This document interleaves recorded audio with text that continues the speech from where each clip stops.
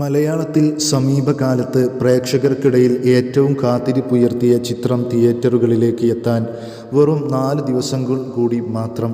ലിജോ ജോസ് പെല്ലിശ്ശേരിയുടെ ഫ്രെയിമിലേക്ക് മോഹൻലാൽ ആദ്യമായി കടന്നുവരുന്ന മലൈക്കോട്ടെ വാലിബൻ എന്ന ചിത്രമാണത്.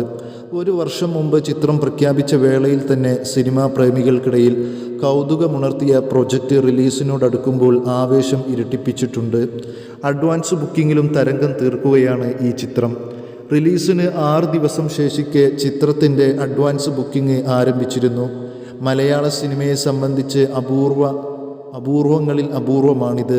മികച്ച പ്രതികരണമാണ് അഡ്വാൻസ് ബുക്കിങ്ങിൽ ചിത്രത്തിന് ലഭിക്കുന്നത്. മാത്രമല്ല, മികച്ച ഓപ്പണിംഗ് തന്നെ ഈ ചിത്രത്തിന് ലഭിക്കുമെന്നാണ് പ്രതീക്ഷ.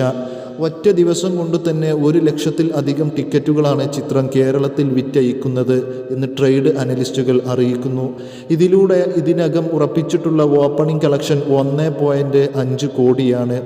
അഡ്വാൻസ് ബുക്കിങ്ങിൻ്റെ ജില്ല തിരിച്ചുള്ള കണക്ക് വാട്ട് ദി ഫസ്റ്റ് എന്ന അക്കൗണ്ട് പുറത്തുവിട്ടിട്ടുണ്ട്. ഇതനുസരിച്ച് ഏറ്റവും അധികം ഷോ കൗണ്ടും ബുക്കിങ്ങും എറണാകുളത്താണ്. 217 ഷോകളിൽ നിന്നായി 22,102 ടിക്കറ്റുകളാണ് വിറ്റിരിക്കുന്നത്. 2ാം സ്ഥാനത്ത് തിരുവനന്തപുരവും 3ാം സ്ഥാനത്തുള്ളത്